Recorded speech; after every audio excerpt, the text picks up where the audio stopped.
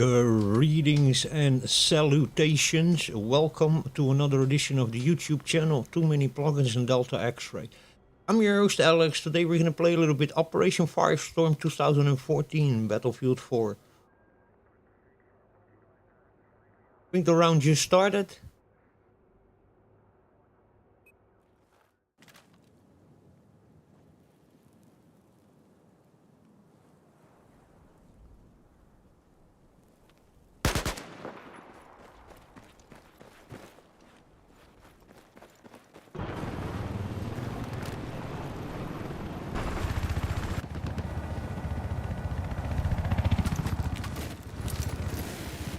Now let's see how quickly this pilot is going to make us crash.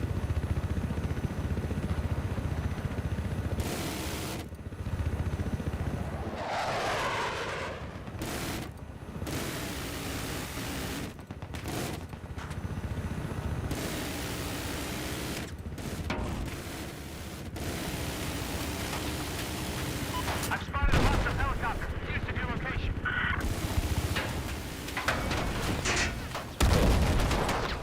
That was fast.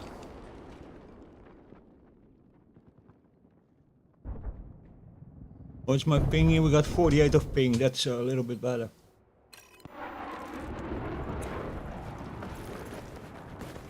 We have taken objective Delta. Yeah, the hype train with Battlefield 6 is getting really big. But that always makes me a little bit, cautious and worried. When there's too much hype around the thing, then sometimes the expectations become so high, that it becomes then a little bit of a, we get a little bit distracted, and also the expectations become really high, and then sometimes the things are not really like that when they really come out, in retail.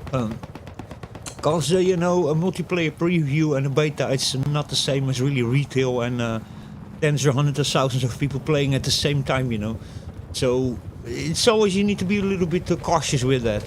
I always have my doubts with that kind of stuff, Objective Delta. Hyping the game so much up, that, I just start being a little bit cautious about that. I listen, they have a really advanced new anti-cheat system, kernel level, which is, I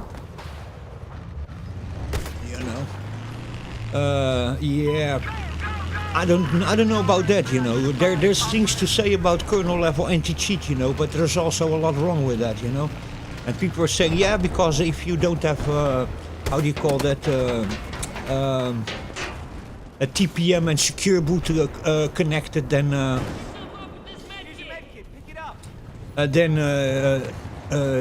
anti-cheat doesn't work, and that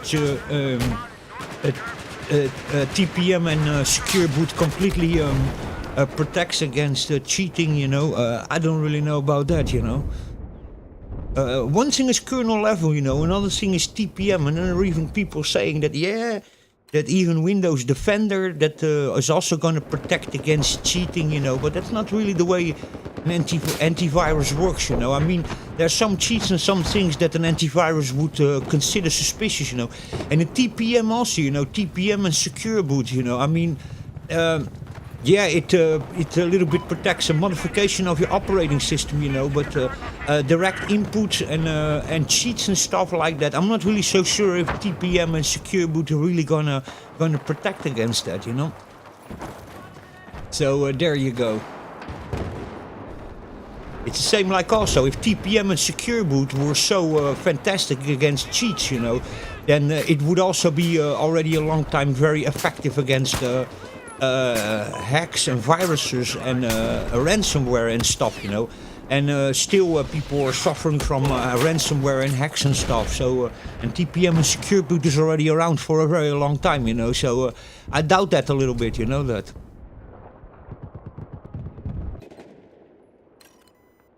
I really do doubt that. I think that people are a little bit not understanding really what the TPM and secure boot is really about, And the kernel level, kernel level anti-cheat, some people praise it, but there's a lot wrong with that also, because you have to see one thing also, kernel level anti-cheat, is also a thing that is completely taking over everything on a ring level, not 0 but 1, you know. And when you go into that, you know, then you have all sorts of issues also, including the fact also, you know, that you're giving access to the highest level of your operating system. So, you know, you give everything in your hands of EA and of the companies who make that anti-cheat, you know. And they can also use that to heavily spy on you, you know, because you have just basically given full, total access to your... you know, to your computer, you know. So, and you know, it is a little bit, you know, I don't know if people really understand it well, you know. It's a little bit crazy to just assume that that is really a good thing, because it's actually not, you know. What's that? Spawn beacon. So yeah, I'm not really so sure about that, you know. Kernel level in Linux is a big no-no, you know, giving kernel level access, you know, to your system, you know. That's a big no-no. So, you know, I don't know about that, you know. People who say that, you know, they're not really understanding, you know. Well, it's a crazy bunny hop was that. So yeah. It's also a reason why many, how do you call that, anti-cheat and also creators of cheats don't want to bother with Linux, you know, because Linux does not really allow a kernel level like that, you know, and this is why also many of these anti-cheat software and guys who make cheats, you know, don't want to even bother with Linux, you know, because Linux doesn't like really kernel level access, you know. So yeah.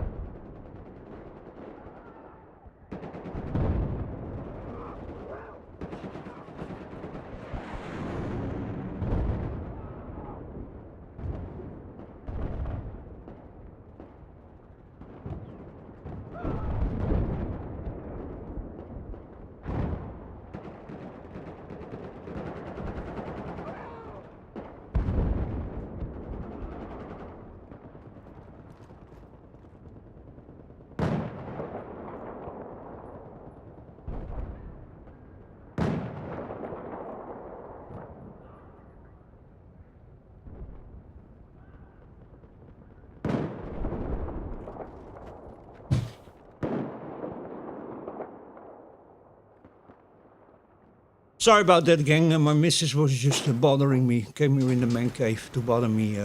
Yeah, so, you know, kernel level anti-cheat, you know, is... I mean, I understand, you know, they're really trying to eliminate, you know, the intention, you know, can be like very good, but can also be like very bad, because kernel level anti-cheat, you know, you're also exposing yourself to mass surveillance, you know. So, I'm not saying that they're doing that, but... You know, and if something goes wrong also, you know, these people have really access to, you know, the lowest level, the closest to your operating system, actually even the closest even to your BIOS and UEFI, you know. So, you know, it can also be exploited that, you know, by the companies and hackers and you know, it is, I know, you know, it's a little bit complicated that. Wasn't capable of killing anybody yet. I don't know what it is, by the way. I have all the time these breaks over here. That's only in Battlefield. I was yesterday trying a little bit here. How do you call it? Battlefield 1 and Battlefield 5, and I'm not having these breaks. It's only in Battlefield 4. So, oh, you saw that just that break over there? Really weird. Neutralize objective Bravo. I say again, objective Bravo has been neutralized. So Apex Legends, you know, and a bunch of other hero shooters and what do you call it, free-to-play games. They used to even support Linux, and they stopped supporting Linux is because they say it's too much work. You know, it's too much work is because you know Linux, you know, sudo root everything. It doesn't really like a kernel level access. So there you go. It's too complicated for them to make it work.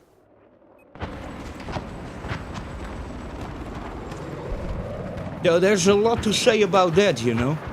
There's a lot positive to say about it, but there's not a lot negative to say about it also. It's a 50-50 kind of a deal, you know. Kernel level cheat is also, you know, you get then also Doom the Dark Ages has it also, you know. What's the name of that anti-cheat? That's also completely kernel level that. And the problem is also the impact it has on your performance, you know. That is also a real problem, you know.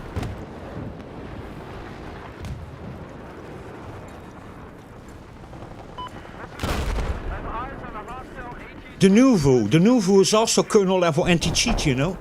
And the old time you had even, anti-pirate software that was, what was the name of that? It was also crazy stuff that, Starforge you had, it was something also like that. And there were a bunch of other ones in the old time that that also did that, you know. And that was then anti-cheat, that was anti-piracy, that was on CDs and DVDs, you know, for you not to be able to crack it. And that also, you know, had a huge impact, and some of it you couldn't even remove, you know. Yes. One was Starforge, something Star or something. That was also a kind of thing that worked on kernel level. There's your med kit. There's your med kit. Pick it up. So yeah, a little bit complicated that. When we go for a kernel level anti-cheats and stuff like that, you know, a lot can go wrong over there. It becomes, it's a little bit, a kernel level anti-cheat like the Nuvu, technically you can consider that a rootkit, you know. So, you know, that Star something, I don't remember the name of it exactly, but something with Star. It was so nasty that you couldn't even remove it. If you even removed the game after that, people experienced things like you couldn't use your CD players anymore, your DVD players. It turned it off because it was also like preventing virtual drives, and it was so bad that you couldn't remove it even if you deinstalled the game. And the problem was sometimes it even destroyed CD players and DVD players, and some people even needed to completely reinstall Windows to be able to get rid of it. So you know, you know, kernel level anti-cheat is a rootkit, you know. It's complicated that, you know. Oh my god.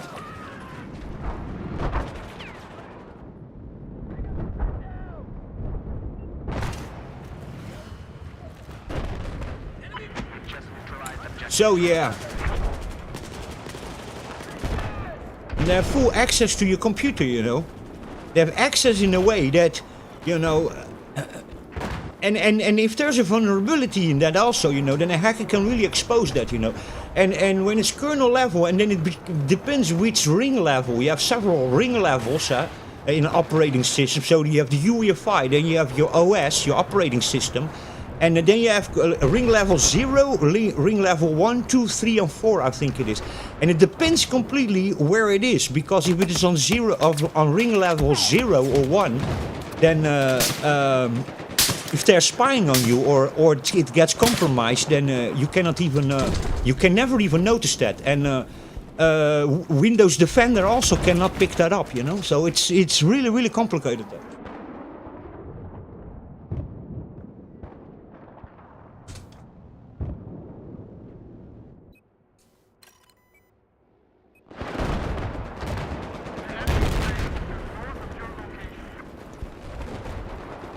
I'm very distracted because I was just trying here to explain that story of the anti-cheat, you know.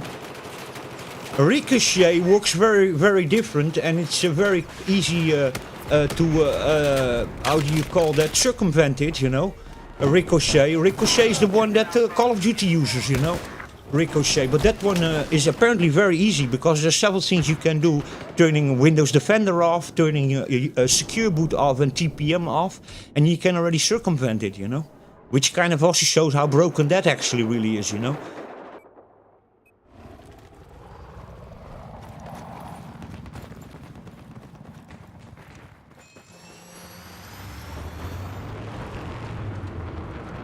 So yeah.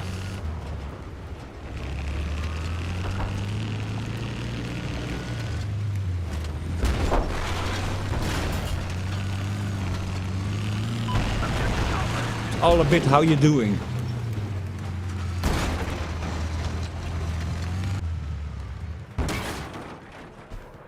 Objective Alpha has been taken. You know, and that's what you need to ask yourself also, you know. You need to ask yourself this question, you know, like, you know, I want to play a video game, you know. Do I want to give a company and hopefully that they have their security then really well done and there's no vulnerability in it, you know.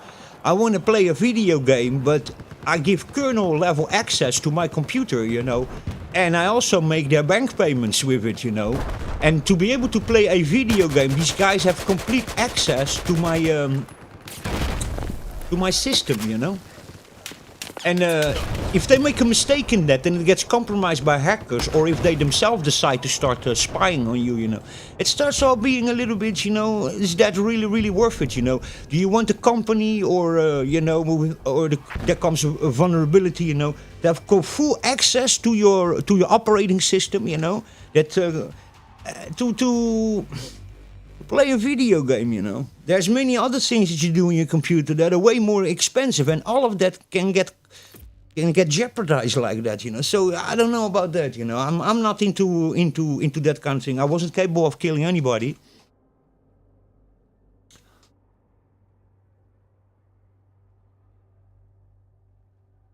So yeah, find it a bit worrying, you know, and also the misunderstanding that people have, that they think that immediately because I listen people saying that, yeah, you have UEFI and secure boot at TPM, Trusted Platform Manager, therefore cheats cannot work anymore and with Windows Defender, and but that's not the way that works at all, you know that. Otherwise we would have already been we already got rid of a lot of ransomware and viruses and spyware and stuff like that, you know. And they still exist also, you know, in computers that have UEFI, secure boot, and TPM, you know. So,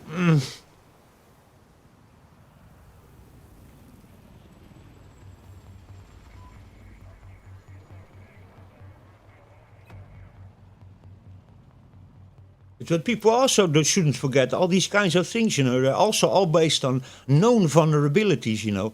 And one thing is a known vulnerability, you know, and another thing is unknown vulnerabilities. So security issues that were never patched or were never discovered, you know. So that's also an antivirus. You can trust in the sense of known vulnerabilities. Because you cannot trust an antivirus for unknown vulnerabilities, you know, or unknown viruses and hacks and ransomware and spyware, because they're unknown. An antivirus, you know, detects viruses by what it has in its database. If there's a new virus or new vulnerability that's not in the database, you know, then most of the times it can't detect it, unless the antivirus just detected there's some suspicious thing going on with that code. Doesn't understand really what it is, but understands more or less that, yeah, that code is doing something really malevolent, therefore I'm gonna block it. But, you know, that's not always like that, you know. There are things in antiviruses where it doesn't just look only at known vulnerabilities, it also looks at suspicious behavior, you know. When a certain code is doing something that normal code doesn't do, but that's not really guaranteed, you know, that.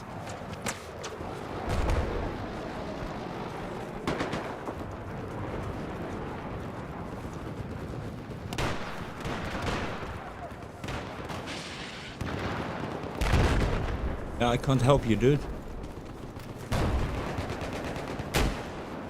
Вот это пошли.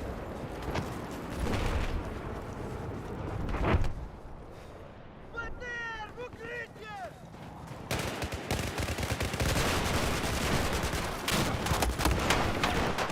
Tank already over there.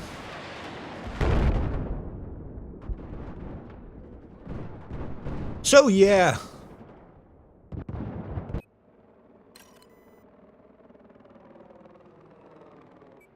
Bunch of guys over here a little bit cranky with their language in the chat. Sorry about that, but the guys here in the chat are cursing their ass off.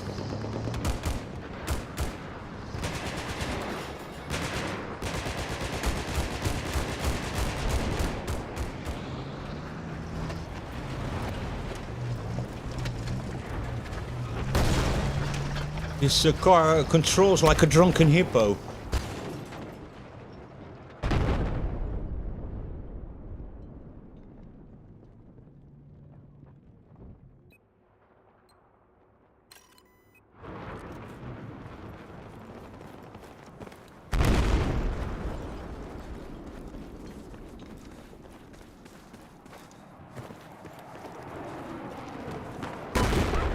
We neutralized objective Delta.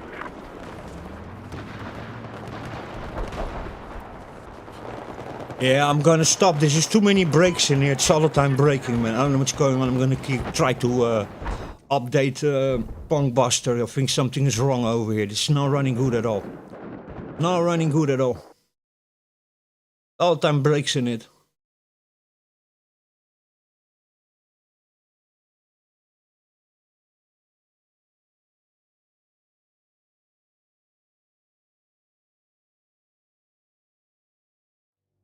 Anyway, guys, I'm gonna try put Battlefield 4 running a little bit better because it's running absolutely like crap, to be very honest. Later on, check me out if you feel like it. We'll try to fix this problem over here with the brakes all the time in Battlefield 4. Anyway, thanks you very much for watching and listening. And later on, if I have it fixed, we'll play a little bit more Battlefield 4. And if I don't fix it, we'll just play a little bit of Battlefield 1 or Battlefield 5. Anyway, thank you very much for listening and watching. And stay safe, take care. I'll catch you in the next one. Cheers and beers.